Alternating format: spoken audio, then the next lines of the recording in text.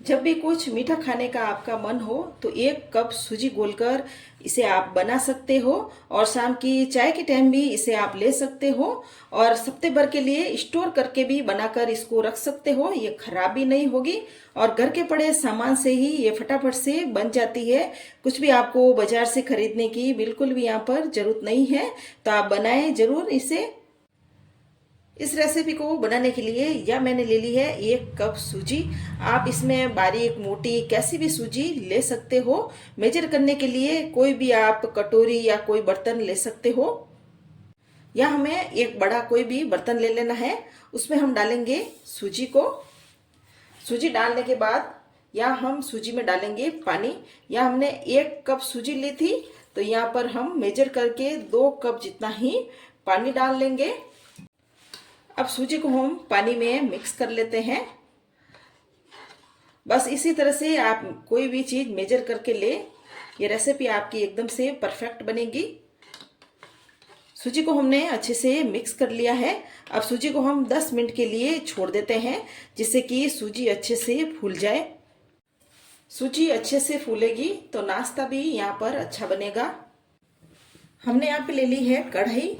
इसमें मैं डाल रही हूँ 2 छोटा चम्मच जितना ही घी। आप चाहे तो इसमें घी की जगह तेल भी यहाँ पे आप डाल सकते हो। घी डालने से ये रेसिपी ज़्यादा टेस्टी बनेगी। यहाँ हमने ले लिया है 1 कप मैदा और मैदे को हम डाल देते हैं। और घी भी हमारा यहाँ पे गर्म हो गया था और गैस को हम एकदम लो आंच में कर लेंगे। आप मैदे की जगह यहाँ पर गेहूं का आटा भी डाल सकते हो। अब इस मैदे को हम एकदम लो आंच में लगातार चलाते हुए पकाएंगे। मैदे को यहाँ पर लगातार चलाते हुए मैदे का कच्चापन ना निकल जाए तब तक मैदे को हमें यहाँ पर भून लेना है। मैदा यहाँ पर जैसे ही हल्का हल्का भूनेगा तो मैदे का हल्का सा कलर भी यहाँ पे चेंज होगा, तो हमें यहाँ पर पता चल जाएगा कि मैदा अच्छा भून गया है। मैदा यहाँ पर कम ही है, तो मैदे को भूनते हुए मुझे यहाँ पर 4 मिनट ही हुए हैं और मैदा यहाँ पर अच्छे से भुन गया है और हल्का सा मैदे का कलर भी यहाँ पे चेंज हो गया है। अब इससे ज़्यादा हमें मैदे को यहाँ पे नहीं भुनना है। मीडियम फ्लेम में ही मैदे को भुनना है, ज़्यादा हाई फ्लेम में मैदे को नहीं भुनना है। बस मैदे का कच्चापन निकल जाए, बस इतना हल्का सा ही हमें यहाँ पे मैदे को भुनना है। यहाँ इसमें हम डाल देंगे तिल, या मैंने सफ़ेद तिल लिए हैं। तिल डालने से इसमें बहुत ही अच्छा क्रंच आएगा और बहुत ही अच्छा टेस्ट आएगा इस रेसिपी में। अब तिल को भी हमने 1 मिनट के लिए यहाँ पे भून लिया है।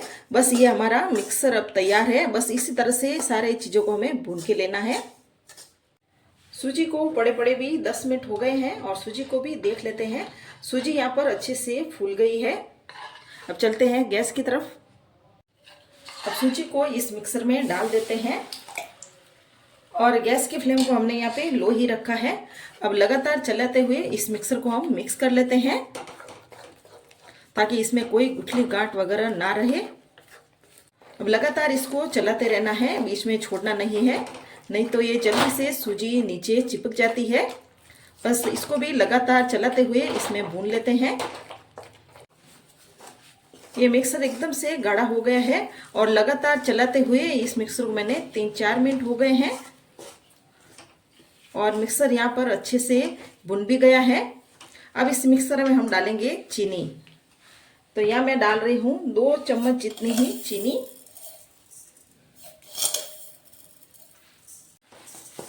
चीनी डालने के बाद इस मिक्सर में वापस से हम अच्छी तरह से चीनी को मिक्स कर लेते हैं।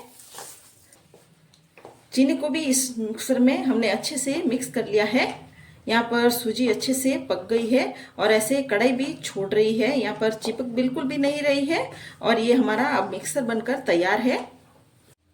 इस सारे मिक्सर को हम एक बाउल में निकाल देते हैं। अब इस मिक्सर को हम एक बार फैला लेते हैं, जिससे कि मिक्सर जल्दी ठंडा हो जाए। अब ये मिक्सर हल्का हल्का सा ठंडा हो गया है। बहुत ज़्यादा इस मिक्सर को हमें यहाँ पे ठंडा नहीं करना है। सर्दी का टाइम है तो मिक्सर जल्दी से ठंडा हो जाता है। अब इस सारे मिक्सर को हम एक बार ऐसे मथ लेते हैं, जिससे कि सारा मिक्सर अच्छे से मिक्स हो जाए। यहाँ पर मैदा और सूजी बहुत ही अच्छे से पके हैं। हाथ पर बिल्कुल भी नहीं चिपक रहे हैं और ना ही इस बाउल में चिपक रहे हैं। बस इसी तरह से सूजी और मैदे को हमें यहाँ पर अच्छे से पका के लेना है। ये सारा मिक्सर अब अच्छे से मिक्स हो गया है। आप जितना इसको अच्छे से गूंथेंगे नाश्ता ही उतना अच्छा बनके तैयार होगा। अब इसमें डालेंगे हम चीनी। यहाँ मैं डाल रही हूँ 3 चम्मच जितनी चीनी, और पहले मैंने 2 चम्मच इसमें चीनी डाली थी।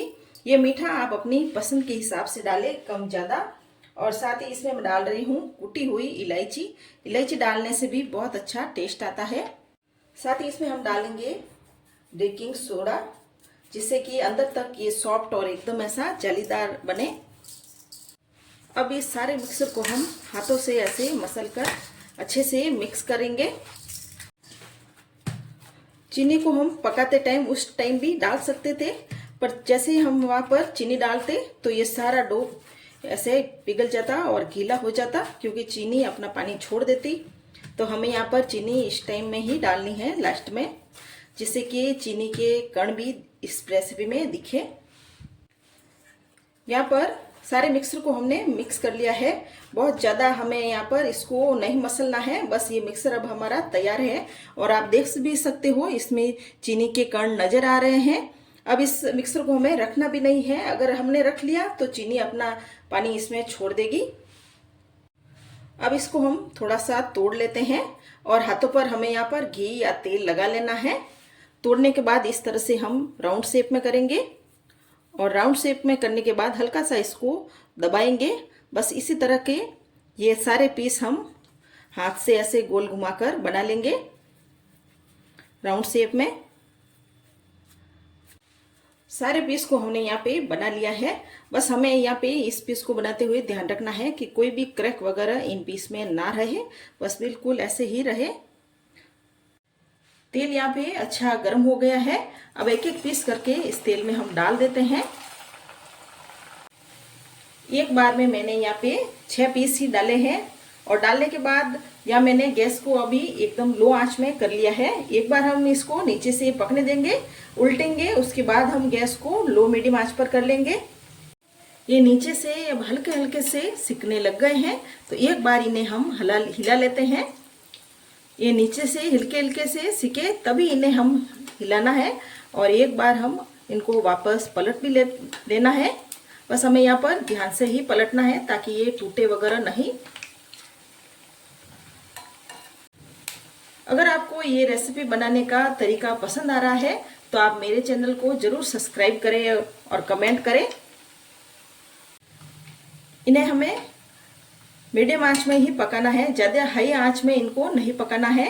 हाई आंच में आपने इनको पकाया तो ये बाहर से तो ऐसे लाल हो जाएंगे और अंदर से ये बिल्कुल ऐसे कच्चे रह जाएंगे। बस इसी तरह से हम इनको 2-3 बार ऐसे चेक करते रहेंगे और अलट पलट करते रहेंगे। एक बार वापस से इनको पलट लेते हैं। बस हमें यहाँ पर इनको अलटने पलटने का ध्यान रखना है। अब ये अच्छे से फ्राई हो गए हैं और इनमें ऐसा गोल्डन कलर भी आ गया है। इन्हें हम अब निकाल देते हैं।